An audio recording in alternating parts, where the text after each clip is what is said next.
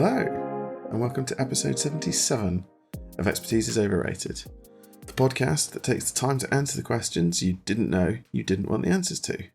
I'm Sean. And I'm Vib, and neither one of us has any clue what we're talking about. Which is why today we'll be defending space fascists. We'll be what? Yeah, I was going to say, what are we doing? Is that where we're going with this? Wasn't where I was planning on ending up, but I guess I've spoken myself into a corner now. Yeah, okay, well, you're on Team Imperium. I'm on Team... not Imperium? I mean, I can sort of see how we'd end up there. My pseudo-fascist tendencies notwithstanding, I'm the sorry, one... what? Thought Your I'd pseudo-fascist tendencies? Let's talk about that for an hour. What? Thought I'd get that joke in there. No, I don't. Yeah, the pseudo is indeed quite entertaining. Very unexpected downplaying of my number of bright... No, I'm not making that joke. Yeah, best not. No, what I was going to say is when you and I have spoken, not specifically about this, but more in general about sort of anthropocentric views of things like morality or politics, you have been very much on the side of humanity is not special. And I'm very much on the side of, as a human, that's sort of the only way that I can relate to things. So I think from that perspective, actually, we might fall on the right side of this debate a little Potentially. I mean, there's more to humanity than Imperium. Yes, and I think that's really actually almost... Well... There sort of is, but there's, not much of it. There's not much of it, and I do think that you end up almost certainly arguing a counterfactual that can neither really be argued or proven. But to take a step back, I think, before we get lost in our own bullshit. Very, very lost in some sort of ridiculous debate on the deep nature of the Imperium's false version of morality. What on earth are we actually talking about? Well, I mean, if we're going to give people a peek behind the curtain, many, many, many moons ago, when we still did hot takes, we should bring those back. Really. We should bring those. There's so much effort, I think, there's a lot do of effort. Properly. And we've kind of, neither of us have had much time recently. It has been a struggle, hasn't it? But, that's a rant for another day, potentially. But, yeah, we wrote down, hot take, the Imperium are the good guys. Which at the time we thought was a hot take, but then actually there's a lot of posts on places like Reddit where maybe the point that the Imperium are not in fact the good guys is lost on a lot of people. Yeah, I think there's probably a good discussion to be had there. But I suppose if we wrote it down on our very confusing list of ideas as a potential hot take, does that not imply that, at least to some extent, we're both fairly convinced that that's not true and the Imperium are in fact not the good guys? Because the point of a hot take is to make essentially a joke argument. Exactly. Well, yeah, hot takes is sort of, we each take our stances that may not necessarily represent what we actually believe in, although they have in the past kind of aligned. Or you do what I did for the end times one and just completely reframe the debate without warning you and just make it into a Games Workshop investor presentation, which I'm still quite proud of. Yeah, when you still lost that debate as well, which is quite funny. But yes, I think you're absolutely right. I mean, it does imply that we know they're not the good guys, but that's sort of the point, right? They're not meant to be the good guys. Nobody's meant to be the good guys in the universe. It literally styles itself as being nothing but eternal war. In the grim darkness of the far future, there is only war. I mean, yes. Yeah. What are we doing? Why do we need to have this argument? I mean, we don't, but it would have been a good laugh. No, it's true. But I sense that what you're going to do actually is hijack this conversation to talk about something that you want to talk about. Very much a la end times, actually. I think there's a risk that I'm going to do that at some point, but that's generally just how I approach every conversation I have with you, because really what they are soapboxes for me to go off on something I've been reading about on Reddit or the internet at large that's been irritating me. Yeah, but I think what we can do is we can try to entertain the notion, as in we're going to table a motion that says the Imperium are in fact the good guys. What can we defend that? Can you defend? Well, I think you probably can if you take a almost Jimmy Space eye view of the situation. And what I mean by that is, if you look at the universe in which 40k takes place, and you look at the pressures that the Imperium finds itself in the 42nd millennium, they almost, by definition, have to be the good guys because they're the human faction. They're the main human faction. I really completely disagree with that. Not because I'm saying the human faction cannot possibly be the good guys, but the fact that there has to be a good guys. Well, I think that's probably somewhere where you can come on to, isn't it? Is this a media that needs good guys? It needs heroes. It absolutely needs heroes, but that's not necessarily the same thing, I suppose. It needs heroes. That's an interesting proposition. It needs I agree with that. Named characters.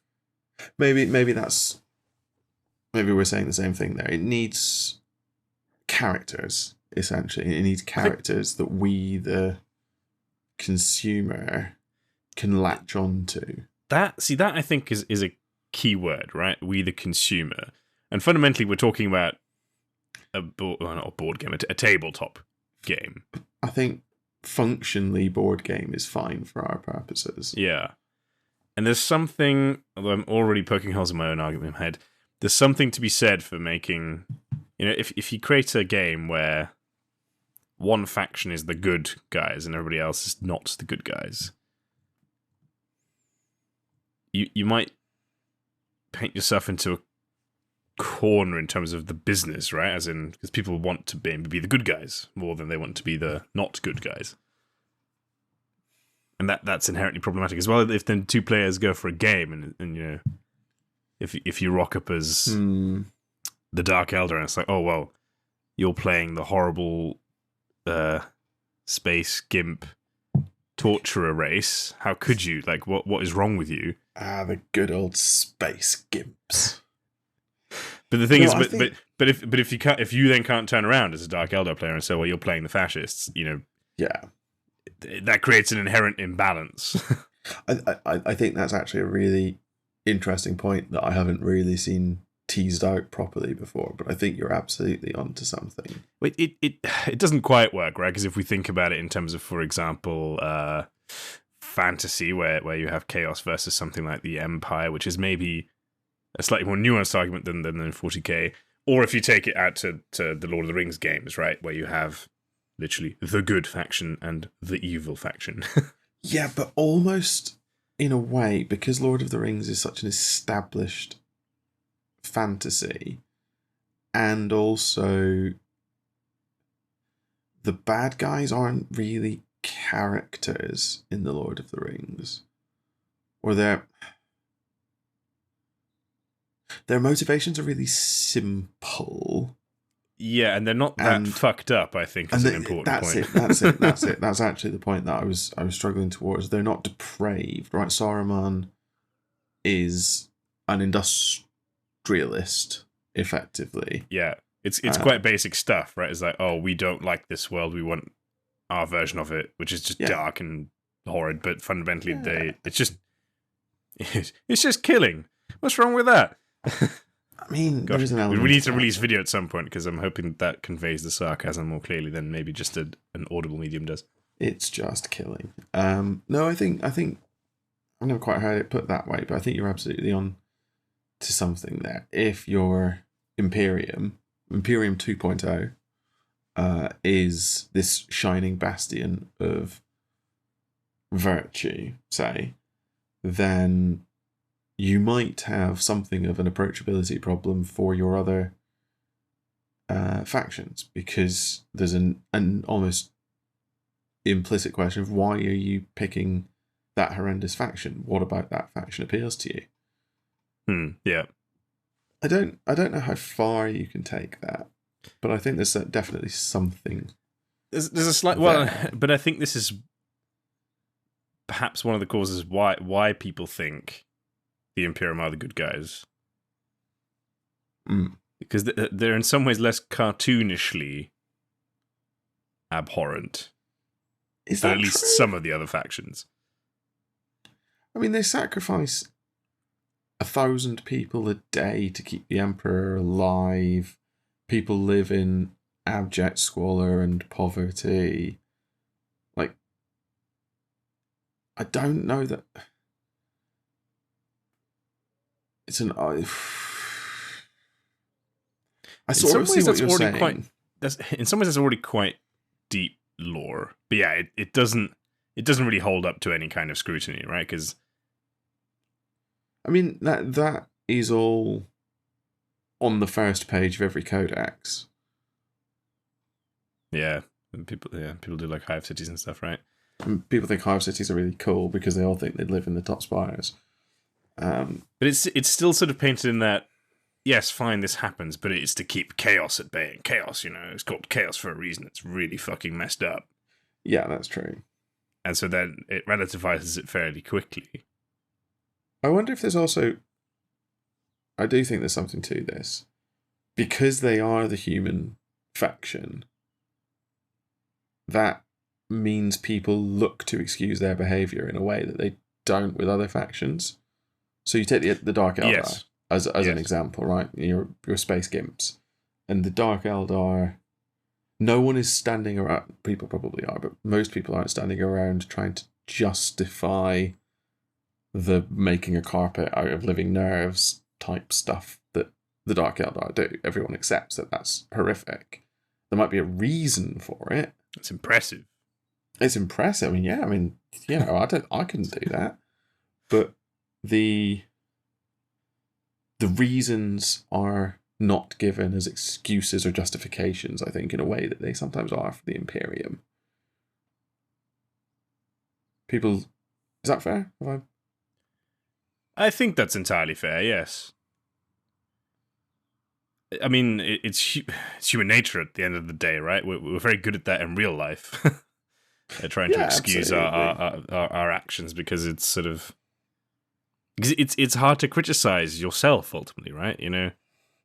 And people you can't say that this is a terrible thing to do when it's your nature to do it.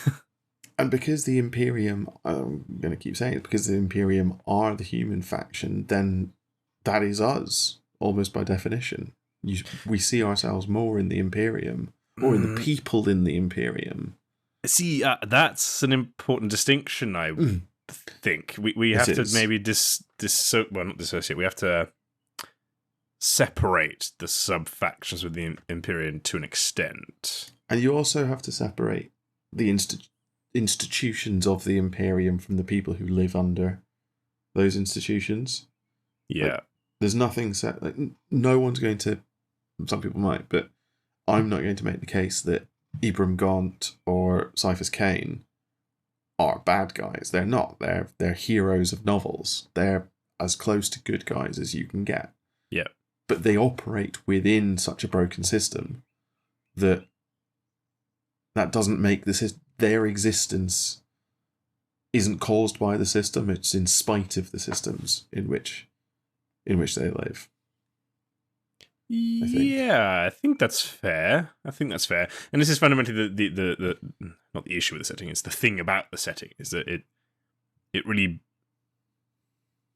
hyperbolizes. It absolutely does. Is that a word? Hyperbolizes. Sounds great. Yeah, I'll go with it. I'll allow it. Don't know if it's a real word, but I'll allow hyperbolizes the extremes, right?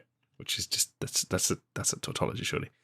Wow, this is going so well today. I wonder if I'm having a hypo. I know. Shut up. That's my excuse. I know what you mean, right? It takes the extremes to such an extreme as to almost make it impossible to take seriously. Yeah. It It's like, should oh, be.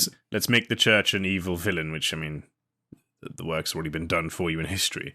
But really take that to the extreme where we have the ecclesiarchy, which is just batshit insane. Like, let's take the Crusades, but to like a whole new level. Let's take the idea of ascetic warrior monks and the ideas of super soldier and mash them together and create the Space Marines. In a world where they have ultimate authority. But who are also, yes, absolutely, they have ultimate authority, but they're also hypno-indoctrinated, chemically altered, tortured child soldiers. Like, that's what the Space Marines actually are. Fundamentally, yeah. Fundamentally, but, like, it feels to me like the satire is so big and so on the walls that people have stopped seeing the writing. It's like, but this is fundamentally where we come back to that point, right? Is like, how have people missed that there just aren't any good guys, and it's fine? Because that's odd. Because that is odd. It is odd to find some media where there are no good guys. And it's just Orwellian, isn't it? And dystopian. That's not so weird in popular media. Pop culture. Yeah, maybe. But Orwellian is... This might be a bit unfair. Potentially slightly advanced. Like, for your average consumer of 40k, that's probably an unfair thing to say. I think it's probably unfair. I mean, yeah, I'm going to retract that. I think that's probably an unfair thing to say, actually, or the equivalent of. But I don't think there are many equivalents. I think that's where you're effectively wrong. I don't think there are many fictions, many what I mean by that is out there where there are no obvious good guys and bad guys on the scale of 40k. So take something like the Expanse series. I bring it up only because it's in front of my mind, because I've just finished the first book. But that's a relatively small world, essentially, created by that first book. And there are clear good guys and bad guys. And if 40k was just the Gaunt's Ghost series, then I'd accept, yeah, there are good guys. It's Ibram Gaunt, it's the Ghosts, it's Korvac, it's all of them. And you've got complex characters and all of that. But 40k is not just that. 40k is so big. Yeah. That this idea... Sorry, go on. Go on. No, I was going to say... Just to finish the thought, 40k is so big that it's almost broken down into the factions to simplify things. The Imperium, the Guard, the Space Marines, the Eldar, yada yada. But because you're breaking these huge factions of individuals down it... Because you're not breaking these huge factions of individuals down smaller than that, then the only thing that rises to the top when you're analysing these factions is their sort of top-level overall characteristics, which for most of the factions are horrific. Yeah. No, I think that's a very good point. And any even loosely sort of story-driven media or game needs that kind of thing, right? We all need to read a book where it's like, oh, Gaunt and his troop of merry heroes, what absolute lads. Yeah. I can really get on board with that, and then I'm going to collect the models that go with that. Yeah. But as a setting as a whole, I don't think you can create something that has the quote-unquote good guys, because the good guys have to win in most media, right? Unless we really are in Orwell territory, which, as you say, I think people aren't very comfortable with. So part of the reason I like the setting is that I don't think the Imperium will quote-unquote win, because I think no one's going to win, and it keeps the setting going, right? And I think that keeps it exciting. That's right. I think that's right. And I think, as well, the opportunity for the Imperium to win died 10,000 years ago, when it was a little bit better and it was heading in a better direction. Like the Imperium. Yeah. And it's The analogous Imperium, to the whole Slanesh thing, right? Where it's like, oh, you're doing a bit too well. Let's just unleash literal chaos. yeah, go and orgy a god into existence. I mean, that is how you would do it. You know, If you were gonna make a god, I'm with you. That's probably the way to do it. but again, space gimps. But then you end up with space gimps and nerve chairs. It's such a disturbing thought, isn't it? So I mean, What, a yeah, space gimp sitting in a nerve chair. Oh, that's a horrid image. Why? Why'd you have to do this? I broke him, everyone. I broke him again. Well, I mean, I've got to go to bed in like an hour. Good luck. Yeah, exactly. Yeah, don't want that. You've also completely derailed my train of thought there. So let's try and make the case. I will try and make the case that even if the Imperium are not the capital G good guys, they should get a break because they're as good as it is possible for them to be in the context of the world in which Games Workshop have put them. Okay, let's be clear on that. They're as good as it's possible for them to be, or they're the best there is? Or both, or neither? Let's take the first one first, because I think the answer to the second one is they're human. And so if I were a human in the 40k universe, I'd much rather be in the Imperium than anywhere else, because the Imperium is pro-humanity and looking out for my interests in a way that... Rogue trader, obviously. Yeah, but they're Imperium.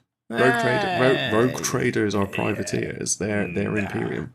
They carry imperial warrants giving them authority. Privateer is just a term for pirate. No, privateer is a term for pirate with state. No, that's what they con you into believing. That's literally what a privateer is. That's what makes them that's the distinction between a privateer and a private. But you know that the administratum has got no fucking clue what's going on. Yeah, no, absolutely. But that doesn't mean that the rogue trader, the institution of rogue trader, isn't an imperial institution. In the same way that no one knows exactly how many inquisitors there are. There's two. There's two. Eisenhorn and Ravenor. Yes. That's all you need. Anyway, okay, make the case. Defend humanity from my wrath. From your wrath. So, the Imperium is surrounded by entities and creatures and empires, what have you, polities, that want nothing more than the absolute conquest of the galaxy or eradication of all life in the galaxy other than them, right? There are no aliens out there that it is that you are capable of making an alliance with or being nice to. And in a situation like that, the Tau are awful. The Tau are the very worst bits of communism taken to a unbelievable pheromone-driven extreme. The Tau are ridiculously awful. The Tau are actually Orwell's Big Brother. They are Oceania in 1984. This idea that the Tau are good guys is misunderstood and misplayed. I was really hoping you were going to throw in a few more undefendable zingers there, but keep going.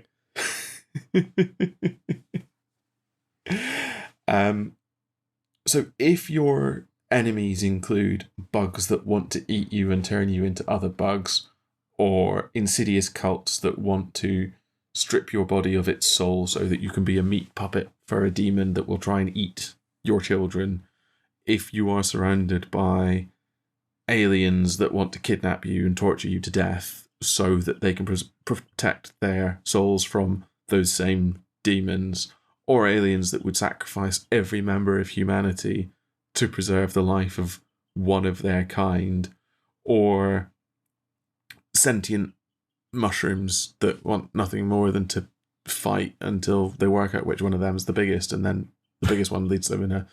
Orcs are really hard to talk about, but they're violent and nasty. They don't really have a sense of morality, I think, is no, the thing there. but this, I think we've had this argument before. I don't think that orcs are evil from a... No, but I would make the same argument absolutist Tyranids perspective. Right? Nor really do I think that you could make the argument that Tyranids are evil from a species neutral perspective. Yeah. But I'm not species neutral. That's exactly it, right? That's exactly it. If we take the fact that we are... Well, okay, let me rephrase that. If the Imperium was not humanity and some other alien race, so as in, if 40k just happened in a universe that is completely alien to us, who would you say the bad guys were? Have I still got my defending the Imperium hat on? Because the answer is the Imperium. Well, yes. You mean the theocratic fascist authoritarian? Yeah. But if we take it to the extreme, right? If we just... Yeah, it's hard to defend them. So that goes to show the power of being human and being shown humans in a fucked up universe. Absolutely. But if we assume that Jimmy Space is literally out to save humanity and arguably the universe from a worse fate, which is something warp. Yeah, chaos. Let's just call it chaos. So we can potentially conclude that chaos is the problem, right? Or the big bad. Yes. In which case, I would make an argument in a world where the Imperium was not human that actually something like the Tyranids are the universe's best shot. Because they just turn everything into a bunch of biomass that doesn't feed chaos in any way. True. And the hive mind is, well, I don't know what the hive mind is, but it seems to be impervious to chaos. So not being a conduit for evil isn't sufficient to be good. It's not sufficient to be good, no. But it does make you the least evil in a place where there is no good. Does it make you the least evil? It makes you the most neutral, I think. I don't think that's necessarily the same thing as the least evil. That's fair. But it's for the greatest good, I think you go Tyranid. Now, you sub back the fact that humanity is in fact the Imperium, it becomes much more difficult, doesn't it?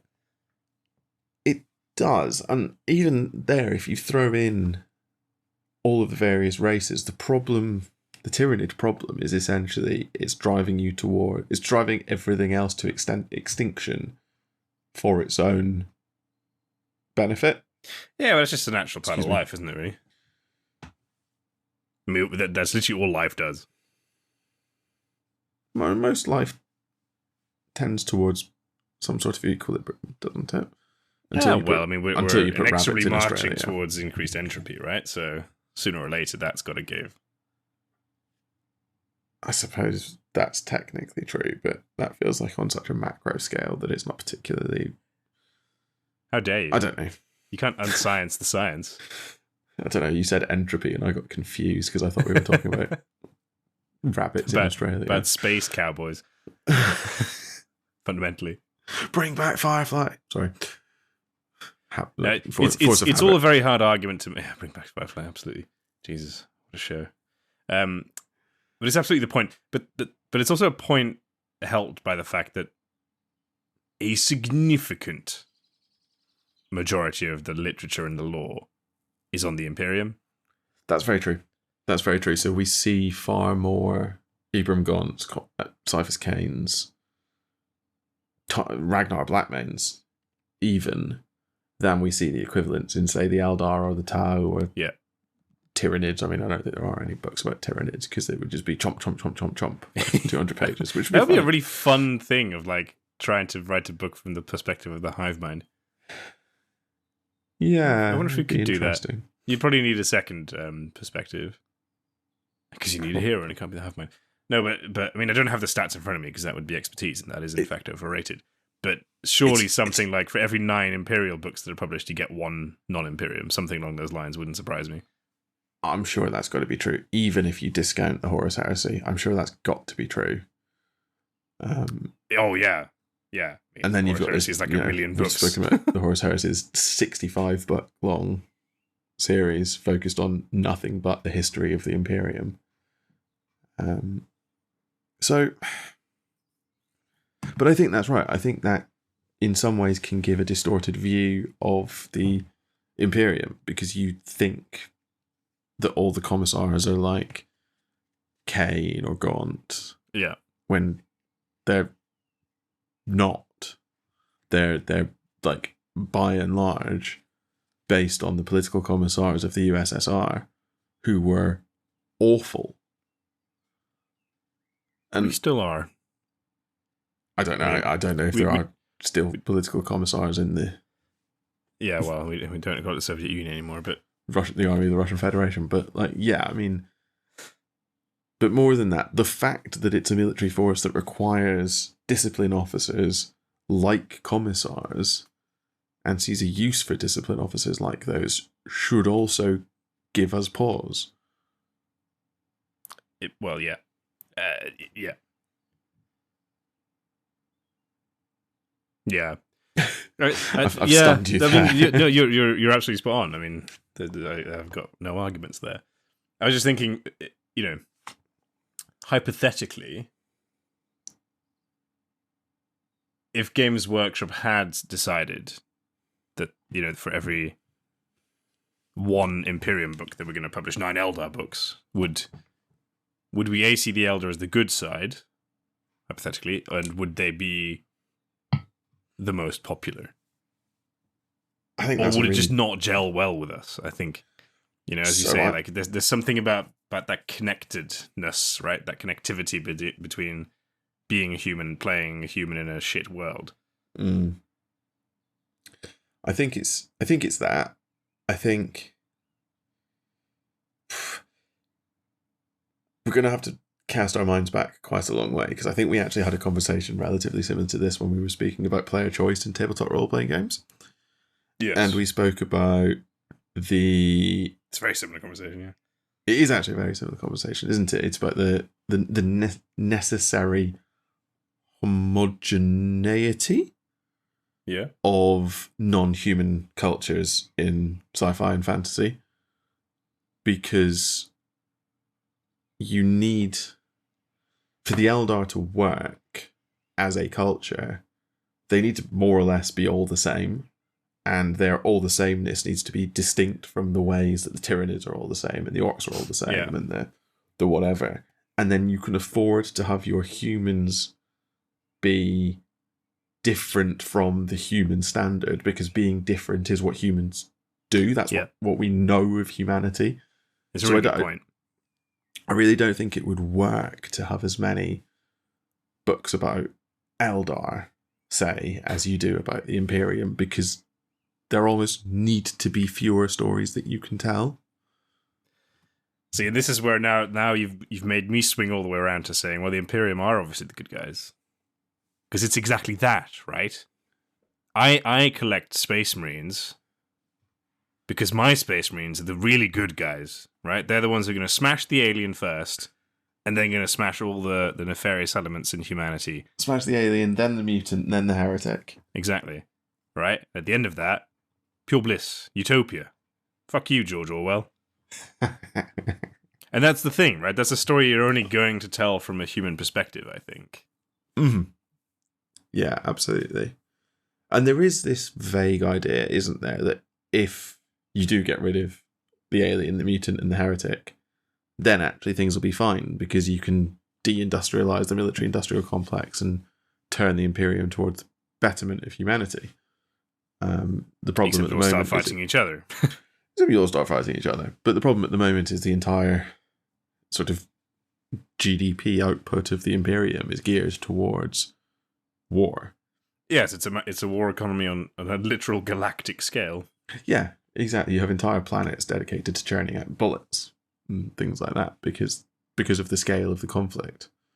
Yeah, imagine if humanity wins. Like, life on a hive world like that would be legitimately, or some sort of manufacturing world would be legitimately shit for millennia, right? Like, how do you even rework that?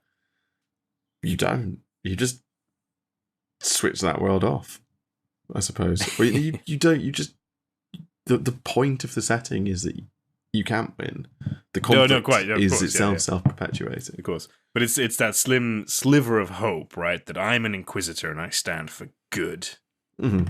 and inevitably I fall to chaos because that's what inquisitors seem to all do. I really like that.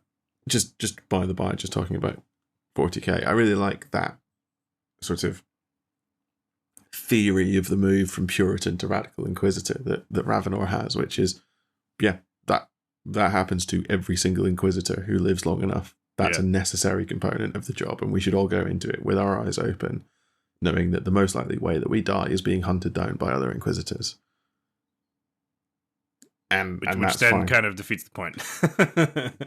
We've just got to do more good. Yeah, no, but it's just like then one Inquisitor spends their entire career hunting another Inquisitor, and it's like that seems like a huge waste of resources. But it seems a bit silly.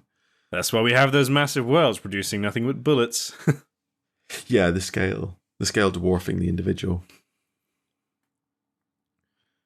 So it's tricky. It's a trickier question than you might think originally. Like, yes, if you look at the Imperium as an entity and examine its makeup, you know, if you're an individual human, odds are your life is going to be proper shit, like proper shit. But if you're an individual human anywhere else in the galaxy,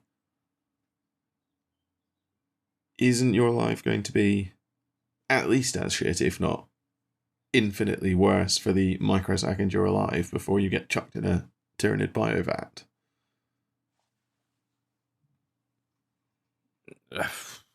Hard to say. Odds are probably yes.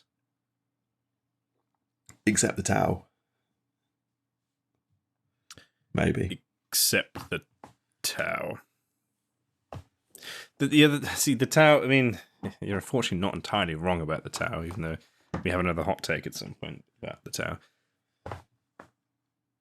But it is that sort of, that playing with that idea that, you know, communism could work, right? For the greater good can work. But then again, they've blown that whole thing, you know, with there's very clearly a proletariat and etc. The Tau are really interesting, though. I think, yes, there is. There's a clearly stratified caste society, but it's not really a caste society in the way that, say, sort of Hinduism tends towards a caste. I think that's right. Or, you know, pre-Civil War. Facet of Hinduism? Is it Hinduism that has caste systems? There's certainly a very, very strong history of caste systems culture, in India. I'm not sure it's that religion. Is it? But I don't know. Let's put a disclaimer here that this is ignorance talking potentially. Yeah, this is not even expertise is overrated. This is just me making connections perhaps where none exist. I know there is a huge history of a very, very poisonous caste structure on the Indian subcontinent. I may have inadvertently. Cursory Google suggests that you might be right, actually, so maybe we're in the clear. Anyway, the caste system is not like the Indian subcontinental caste system. There's a lot more going on there. So it's all to do, like, there are physiological differences between, say, fire caste and earth caste and air caste and the ethereals and all of that. Like, they're I use the term loosely, different subspecies of of Tau. So yes, it's a caste system, but more than a caste system, it's a society where people are separated off to do the jobs that they're best equipped to do. So yeah, it's a meritocratic technocracy, right? Effectively, sort of, yes. with except that the meritocracy comes from a physiological it's more difference, as you say. Meritocracy implies the ability to rise and change. It sort of does, yes, which is a problem. Yeah, it's sort of quite a pure form of communism from each to each, right? The people who are best equipped to do a job are the ones who go and do the job, sort of irrespective of what they want to do, and they do that job for the betterment of the entire society. Mm-hmm. Which kind of is communism in its purest form. It is, and it certainly is technocratic. The issue is, as you've alluded to before, if you're a human or a recruit or any non... Yes, you're not a citizen. You have fewer rights. Yeah. Even if you were, like, you're never going to be in charge, right? Because that is just the ethereal. It's just not going to happen that anything else is in charge. Yeah, I don't think even if you were a human, if you're Earth caste, say, that's it. You cannot advocate for change. You can't, work to improve workers' conditions or anything like that. You're Earth caste. That is your job. That is what you do. That is who you are. Is it a little benevolent dictatorship that actually works? I guess that's the question we have to ask about the Tau, right? Well, I think the odd thing about the Tau is Farsight's enclave. Yeah, I was literally looking up Farsight because that was going to be my argument too. What happens to the Tau when you take ethereals away? And that's really interesting because the caste system seems to break down a little bit. They become more independently minded, more free thinking if you take the ethereals away, which certainly implies that there is more going on than just societal pressure. I think. I think that's absolutely right. We're really agreeing way too much with each other here. What happens to the good old days when you were wrong about everything? I don't know. I think I've just made you smarter. No, I think you've just grown wise with age and parenthood. I'm just too tired to be wrong. That's what it is. I used to have to. I used to have to think to be wrong. I used to have to come up with creative ways to be wrong. Logic has come to the fore in your brain. It's been refreshing to witness. I'm very pleased to have been of service. But no, the tower. The tower arguably a more elegant example of being wrong while trying to be right. I think that's. I mean, my lore on them is not that good, but I never got the impression that the ethereals were necessarily inherently out to be suppressors or to be your classic sort of communist leaders. No, I don't genuinely believe that they're onto something and they're just not. I don't think that they're being held up as the pigs in Animal Farm. I think almost the suggestion with the Tau is more insidious. It's that it's a society where freedom of thought doesn't exist because it's naturally suppressed by the ethereals. Yeah. So in some ways it does seem freer, it seems safer, it seems more benevolent. But in other ways, it is almost more terrifying because at least... Fucking hell. They're the Matrix. Yeah, essentially. Yeah, that's a really good way of putting it. At least in the Imperium, very broadly and inaccurately speaking, at least you get to think your own thoughts as long as you don't say them out loud. Yes, because then you get lobotomized and then you get turned into a servitor. But if you in the Tau, you can't even Empire, think them. To be fair, there's so many fucking psychers everywhere. True. But in the Tau Empire, it's you can't even think those thoughts. Your thoughts are not your own. So you don't even know you're a prison. Remember what Cypher says in The Matrix. Ignorance is bliss. I know this steak isn't real, but it tastes really good. The Matrix is such a good film. It really is. We should. How have we not done an episode on The Matrix and the just Why great have we sequels? not done an episode on the 1.5 excellent films that is The Matrix? Add it to the list. Yes, good idea. We should add it to the list. So the tower, not the answer to the good guys. The Elder, by definition, always can't be because they spawned a literal chaos god. And they're so inward looking. I think that's the problem with the Certainly Eldar. now, yeah. Certainly no, but we've certainly seen Eldrad, who's meant to be sort of the most progressive of the Eldar, say things like, "I would literally let 1 million humans die to save one Eldar life," and things like that. Which, as a human, I sort of take objection to. Well, except that the Imperium actually takes a very similar view. Yeah, but I'm not not 1 million to 1 necessarily, but you know, it depends on the million and the one. Yeah, exactly. I'm not making the case that the Imperium are good. I'm sort of making the case. I thought you were. I'm not making the case that the Imperium are good, nor do I actually think that they're necessary. But I do sometimes think that we need more examples of the sheer monolithic inhumanity of the Imperium. So, except that, again, if we break it back down to what it ostensibly is, which is a tabletop game, that doesn't really feature, right? Because then you're just deploying an army of humans who are fighting aliens, and that's the other right thing to do. But then if you go into lore, yes, that army is only on their battlefield because 1 billion humans have died. That is for the whatever other reason. Thing. Right, at the end of the day, this is lore for the sole purpose of selling more plastic crack. Like, that's the whole reason the lore exists in the first place, is to push sales of 40k models.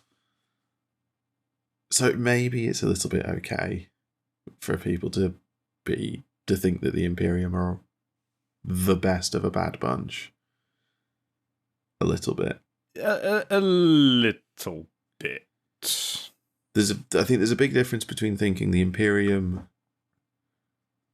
are the best of a bad bunch and the Imperium are good. And I think those two things need to be massively separated. I'm not even convinced that the Imperium are the best of a bad bunch. Yeah, I'm not necessarily convinced that's true either. There's some arguments for alternative viewpoints.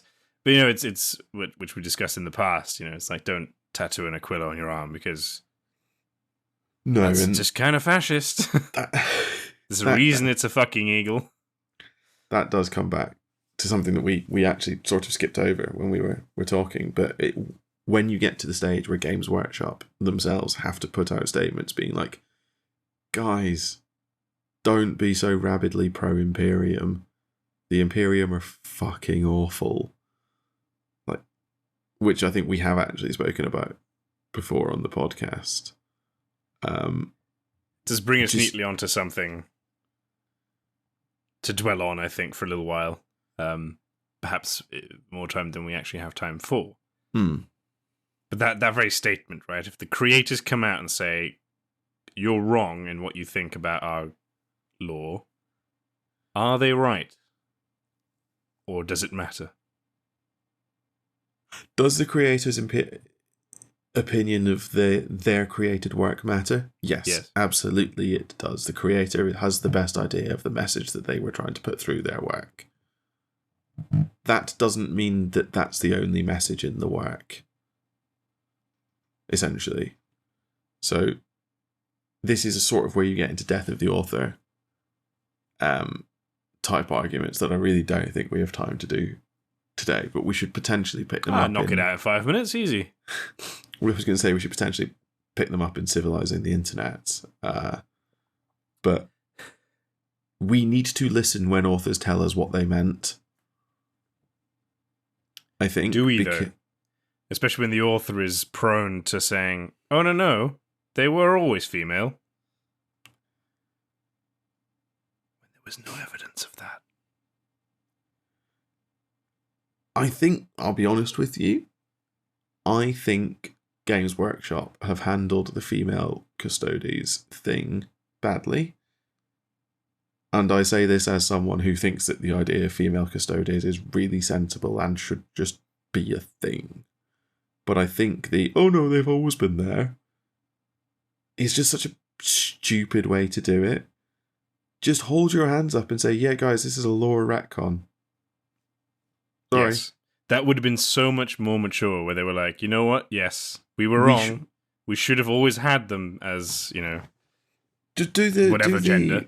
Aaron ADB thing. ADB wanted to put them. I can't remember. Dembski Bowden wanted to put female custodians in Master of Mankind, and he was not allowed to because all of the sculpts that had been made for custodians were a male.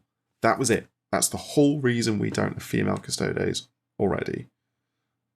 But that in and of itself, I find a very strange argument. Oh, the sculpts are all male. It's like they're under so much bloody armor, and they're so genetically engineered. Like, really, it was a bit stupid, but I can sort of see it. But just hold your hands up. Just tell people that. No, exactly. Sorry, I think that's absolutely the right approach. And companies are notoriously bad at that sort of stuff. People would have. I think most people would have had a lot of respect for. Yeah, this is a retcon. We retcon Necrons, and that was much bigger. You guys can deal with this. Exactly, yeah. Well, quite, because you could... Again, there's massively power-armored models. You can imagine whatever you wanted to be underneath that. Exactly. In fact, we're talking about people with 2 hearts. Well, that's just the Space Marines, but multiple different organs. Like, come on. Yes, their X or Y chromosomes are like the least important thing about them. That's the one thing where Jimmy Space is like, I'm not going to touch that. I think the problem there, though, is the handling of the lore retcon by Games Workshop so poorly has given lots of people cover to shout about this. So I think there are people out there. I think I'm absolutely certain there are people out there hiding behind it's a lore retcon that Games Workshop have done badly for actually women in my custodies, not on my watch, type thing. And I don't have any time for that. That voice was not the one that I thought was going to come out when I started. I don't know what the fuck was it. It was like Gandalf Attenborough. It was Gandalf Attenborough. It wasn't half bad, actually. Maybe you got a future ahead of you. Or pretending to be Ian McKellen, pretending to be David Attenborough. Yeah, and then kind of sounding a bit Daniel Radcliffe. Mildly scandalised. That was really not the voice I thought was going to come out. You never know until you do it, right? No, that's the thing. I wasn't quite sure. Yeah, that'll teach me. I've completely forgotten my point. But this is what I'm saying. I think we should always be mindful of what creators say about their work. But there's a very famous quote from a lecture that someone was giving it, I think either Harvard or Yale, on English literature about some novel, and they were asking the students what do you think the author thought when they meant this, when they wrote this, and the students were all answering in the lecture hall, and then someone puts their hands up and says, I think you're all over analysing it. I think, taking the example, when the author said that the sky was blue, they just meant that the sky was blue. Like, there's no more to it than that. And the lecturer goes, well, I've been lecturing this class for 10 years. I mean, I think I'm qualified to have a view on what the author meant. What's your qualification for saying that they didn't mean anything? And the person speaking goes, well, I wrote the book. I'm the author. And the lecturer's response allegedly was, and what on earth makes you think you're qualified to analyse it? Simply because you wrote it. There's 2 completely different skills. That's amazing. Which I think, absolutely certain double never down. happened. Absolutely certain that never actually happened, and it's an urban myth, as identified by the fact that no one is named in the story. But I think there's something to that as well. It's 'Cause we always don't bothered know. me at school when you were doing, well, when I was doing like literature, Dutch literature or English literature, whatever it was. It that need for like, oh, you must analyze and tell me what the author was thinking. I was like, well, I don't fucking know what the author was thinking. I don't know what they were trying to communicate. I can guess, but I think that's backwards. I think I think that's a poor way of doing literary analysis. The best way that I was taught to do it at school wasn't tell me what the author that meant. It was tell me what it's making you feel. yeah, that's much better. That's what Death of the Author is. The Death of the Author is about how the reader's reaction is as valid as the author's intention. Yes. And we're getting dangerously close to a J.K. Rowling debate or whatever. But I think that's absolutely it, and we will come there. Well, I mean, because people, this idea of boycotting certain literatures because certain people wrote them, that sort of thing. Fundamentally, doesn't matter if you get something completely different out of a piece of literature or whatever. But that is definitely an argument for another day. That's an argument for another time. I'll leave that sizzling where it is. I think the issue with the not a Death of the Author thing, but the creator's opinion mattering when the creator is not one but quite a large number of people is tricky to defend, as is the case with Games Workshop. Games Workshop. I think that's absolutely valid, right? Games Workshop's not a monolith. The Black Library is not a monolith. It's not like asking Brandon Sanderson if the Voron Church in Stormlight Archive is a stand-in for the Catholic Church, right? That's a very yes-no question that you can ask the author, and the author can not answer. But Games Workshop, also are a little bit monolithic. They're one company with control over all of that IP. But you brought up an example where one of the authors who works for Black Library decided he wanted to do something, and then Games Workshop was like, nah. Yeah. Games Workshop. Who's the creator, Games Workshop, I think. Well, yeah, he's writing under license for them, but it's suppressing creativity and freedom of speech. There you go. Boom. What a line. Yeah. Yes, it is. that is absolutely what they're doing. And if you want their money, you'll take their limits. I mean, I think he could make a lot more money writing his own books, but that's by the by. I tend to think that people write for Black Library specifically because no, they couldn't. But I've made that point before. Well, we know that's not necessarily true because there are best-selling authors who are writing for Black Library. And I think it's not the Black Library books that are the best sellers. They are. Dan Abnett's best sellers are Black Library books. Did we do this once with Dan Abnett? We did this once with Dan Abnett, and it's Dan Abnett's Black Library books that get him on the bestsellers list. It's not this is because that was my argument back then, wasn't it? Yeah. Fuck, we are coming full circle. Every conversation about Games Workshop ends up at Dan Abnett's front door.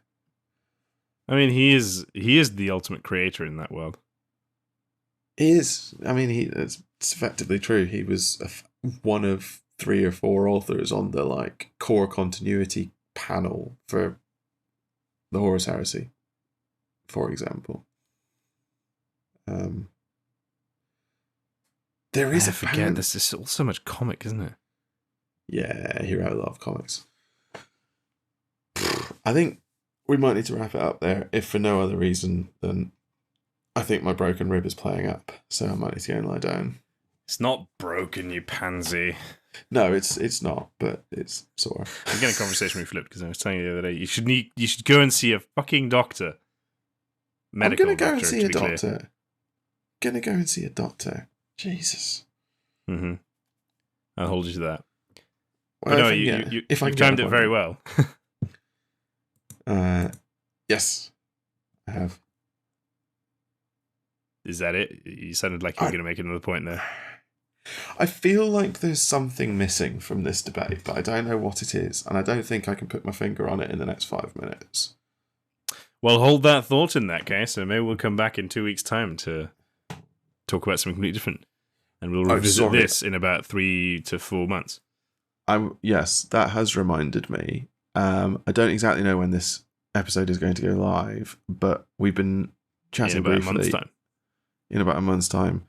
Yeah, at some point, there is a chance from about when this episode goes live, I think, that we may lower our episode frequency for a short period of time while I remember how to deal with having a newborn in the house, which I'm really looking forward to. Honest, you can hear the excitement in my voice. So that's more just a warning than anything else. This episode may be the only one that comes out in June or something like that. And if that's the case, hopefully you'll stick around for when the next episode drops, whenever that might be. But hopefully it won't come to that. There's no way your wife is listening all the way to the end of one of our episodes. But no, that is absolutely right. We will probably have a slight change in scheduling, but we'll keep you all up to date. Come join Discord if you want the most up-to-date updates. Do you want to just do the outro for me? Is that what's going on? No, go ahead. It's fine. Yes, well, thank you so much for listening to this episode of Expertise is Overrated. No doubt we've said some things that were either objectively wrong or downright offensive. As ever, feel free to let us know, rate the podcast wherever you can, check out our Patreon for bonus content, and come chat to us on our Discord. If you're lucky, we might just argue with you in one of our upcoming episodes, and if you're really lucky, we might call you an idiot. Come back next time for some more absolute nonsense.